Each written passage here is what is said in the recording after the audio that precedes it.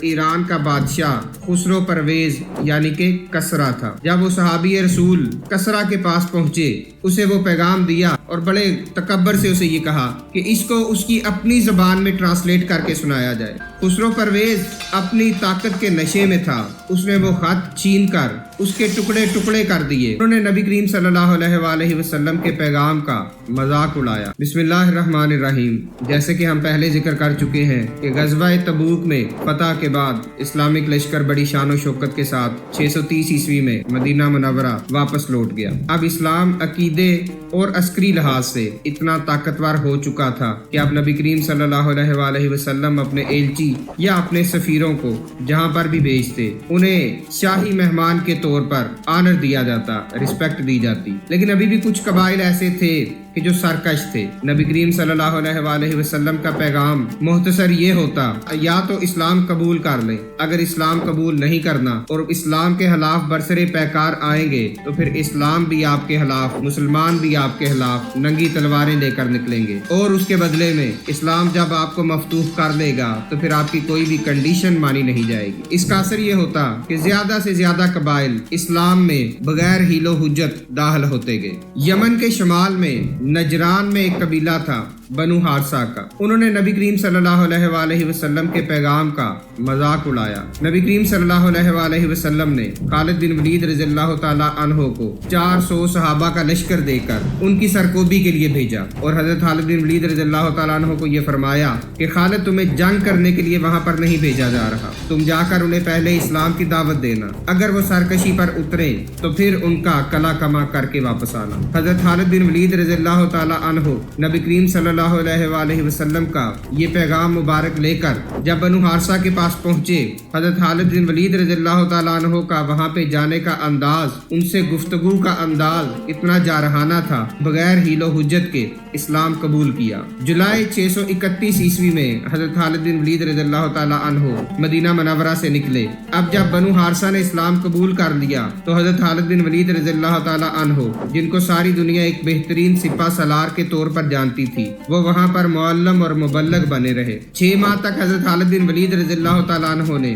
بنو حارثہ کو اسلامی قوانین کے بارے میں بتایا، اسلامی اصولوں کے بارے میں بتایا، شریعت کے بارے میں بتایا۔ 6 ماہ ان کی تربیت کرنے کے بعد حضرت خالد بن ولید رضی اللہ تعالیٰ عنہ جنوری 632 عیسوی میں واپس مدینہ منورہ آئے۔ جب واپس حضرت خالد بن ولید رضی اللہ تعالیٰ عنہ آئے تو ان کے ساتھ بنو حارثہ کے کچھ سرکردہ لوگ بھی موجود تھے جو نبی کریم صلی اللہ علیہ وآلہ وسلم کی خدمت میں حاضر ہوئے اور سلام عرض کی۔ اس وقت یمن کا گورنر بازان تھا اور بازان ایران کے زیر سایہ تھا، اور ایران کا بادشاہ خسرو پرویز یعنی کہ کسرا تھا۔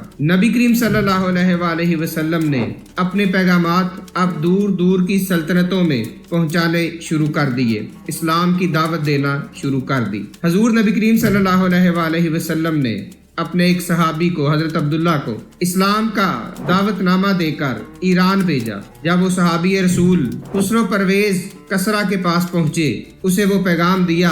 خسرو پرویز نے وہ خط لے کر اپنے ایک وزیر کو تھمایا اور بڑے تکبر سے اسے یہ کہا کہ اس کو اس کی اپنی زبان میں ٹرانسلیٹ کر کے سنایا جائے۔ جب وہ پیغام، وہ خط خسرو پرویز کو سنایا گیا، اور اس پیغام میں کیا تھا کہ یا اسلام قبول کر لو یا پھر اس بات کے لیے تیار ہو جاؤ کہ اسلامک فوج تمہارے خلاف صف آرا ہوگی۔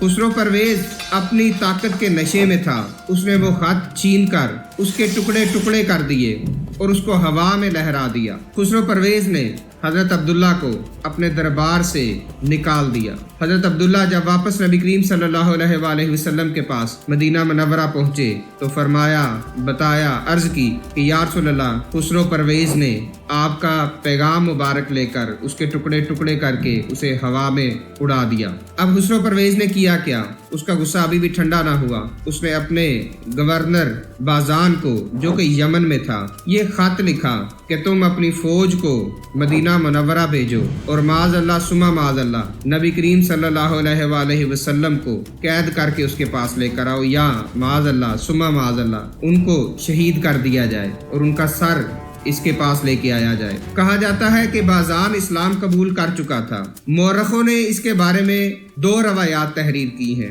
ایک بات پہ تو متفق سبھی لوگ ہیں کہ بازان نے اپنے دو لوگوں کو نبی کریم صلی اللہ علیہ وآلہ وسلم کے پاس بھیجا۔ اب جو لوگ نبی کریم صلی اللہ علیہ وآلہ وسلم کے پاس گئے، ان لوگوں نے وہ خط جو کہ خسرو پرویز نے بازان کو لکھا تھا، جس میں یہ گستاخانہ جملے تھے، وہ خط نبی کریم صلی اللہ علیہ وآلہ وسلم کی بارگاہ میں پیش کیا۔ اب نبی کریم صلی اللہ علیہ وآلہ وسلم نے گستاخی سے بھرے ہوئے اس خط کو جب دیکھا تو نبی کریم صلی اللہ علیہ وآلہ وسلم مسکرا دیے، اور حضور صلی اللہ علیہ وآلہ وسلم نے یہ فرمایا کہ خسرو کو کل رات اس کے بیٹے نے قتل کر دیا ہے۔ اب وہ دو لوگ جو نبی کریم صلی اللہ علیہ وآلہ وسلم کی خدمت میں حاضر تھے، تو انہوں نے یہ کہا کہ کیا یہ جھوٹی خبر نہیں ہے؟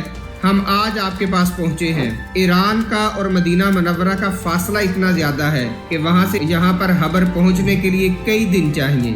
آپ کو کس طرح یہ خبر مل گئی کہ وہاں پر خسرو پرویز کو اس کے بیٹے نے قتل کر دیا ہے؟ تو نبی کریم صلی اللہ علیہ وآلہ وسلم نے ارشاد فرمایا، مجھے میرے اللہ نے الہام کے ذریعے بتا دیا ہے کہ خسرو پرویز کو اس کے بیٹے نے ہی قتل کر دیا ہے۔ وہ دونوں لوگ یہ پیغام سن کر واپس یمن پہنچے بازان کے پاس، اور اسے یہ بتایا کہ دیکھو نبی کریم صلی اللہ علیہ وآلہ وسلم نے ارشاد فرمایا ہے کہ خسرو پرویز کو اس کے بیٹے نے قتل کر دیا ہے۔ 3 سے 4 دن گزرے کہ بازان کے پاس خسرو پرویز کے بیٹے کا یہ خط آیا، اور اس میں وہ تاریخ لکھی، وہ دن لکھا کہ فلاں دن ہم نے خسرو پرویز کو ختم کر دیا ہے، اسے قتل کر دیا ہے، اور اب میں تمہارا بادشاہ ہوں، اب تم میری اطاعت کرو گے۔ اور ایگزیکٹ وہی دن تھا، وہی رات تھی جو نبی کریم صلی اللہ علیہ وآلہ وسلم نے بازان کے دونوں لوگوں کو بتائی تھی کہ اس رات کو خسرو پرویز کو قتل کر دیا گیا ہے۔ کچھ روایات یہ ہیں کہ بازان اس الہام کی خبر سے اتنا متاثر ہوا نبی کریم صلی اللہ علیہ وآلہ وسلم سے کہ اس نے اسلام قبول کر لیا۔ کچھ عرصے کے بعد بازان بھی فوت ہو گیا۔ نبی کریم صلی اللہ علیہ وآلہ وسلم نے یمن کو مختلف حصوں میں تقسیم کر دیا اور ان تمام حصوں کے مختلف حاکم مقرر کیے۔ صنعاء کا جو علاقہ تھا وہ نبی کریم صلی اللہ علیہ وآلہ وسلم نے بازان کو دیا۔ جب بازان فوت ہو گیا تو بازان کا بیٹا جس کا نام شہر تھا وہ اس کا حاکم مقرر ہوا، اور اس کے بعد اس کی کمان وہاں کے گورنر شہر کے پاس ہی رہی۔